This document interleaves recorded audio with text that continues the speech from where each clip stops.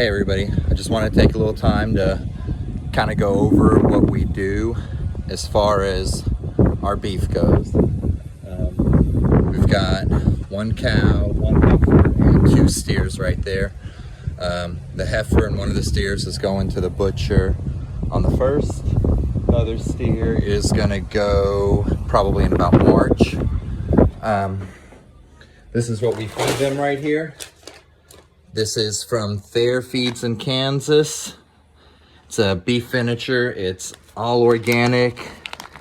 It's got a little breakdown on here of all the different ingredients. I'm not necessarily going to go over all of that, but there's kelp, there's corn, there's diatomaceous earth,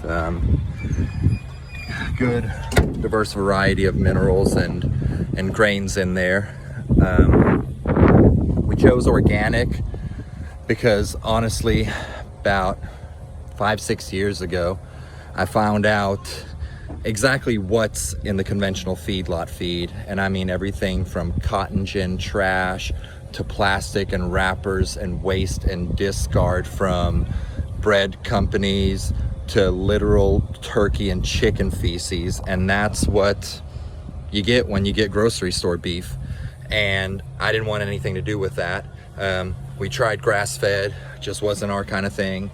I just absolutely do not like the flavor of grass-fed. I've tried it lamb, I've tried grass-fed beef, and they have that same type of underlying flavor I really don't like. So we decided to do our own thing and just make happen what we wanted, which is where we got started with this. I've got a real good neighbor, takes real good care of his calves, and that's where I get all mine from. He runs a real good operation, lets the calves stay on the teat until 6 months, as opposed to what a lot of guys out there do is they'll force wean them at like 120 days. And that's just not the best nutritional situation for the calves. That makes them more susceptible to sickness and illness and all that kind of stuff. So we let them feed on pasture and grain. I give them grain the whole time I've got them. And then during the last couple months, I'll hit it real hard as far as I'll, quadruple the amount of grain that they're getting. This is our hay that came off of our back pasture back there. We've got 26 bales this year. So as you can tell, we're a pretty small operation. We've got friends that just put on their Instagram how they got 1,000 bales of hay out of their hay pasture. So just kind of put it into context of how big some of these guys are compared to what we're doing.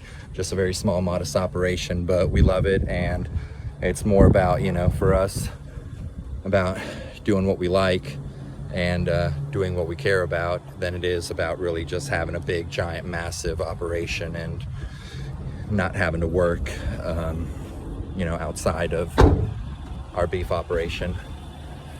Beyond that, we take good care of these guys. We keep them on fresh water. Just kind of put it in perspective. Yesterday, I let them go out there on the pasture, and the very first thing I found that mama doing is she walks in the pond and she's peeing out of one end and drinking out of the other, which, it's pretty typical for livestock to be that way.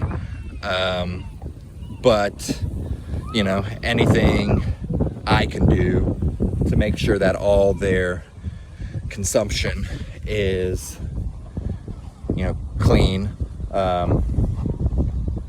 is kind of where we landed on that. So you give them fresh water out of the faucet. That's theirs right there. Got it on a timer. Make sure it stays full all the time. That's pretty much our situation. This fella right here, W3, he's a spunky guy. He'll come up, he'll lick your hand. Whenever I go get the feed bucket, he'll come and chase me down. I usually have to turn around and stop and put my hand out and tell him to back off, because otherwise he'll just straight up charge into me. There's a joy in doing it in a way that respects the animal, that respects its contribution to our dinner tables. But anyways, thanks for watching the channel. And if you're ever interested in kind of cleaning up your meat consumption habits, feel free to text us, message us, whatever, and we'll be happy to talk about it. All right, have a good day, guys.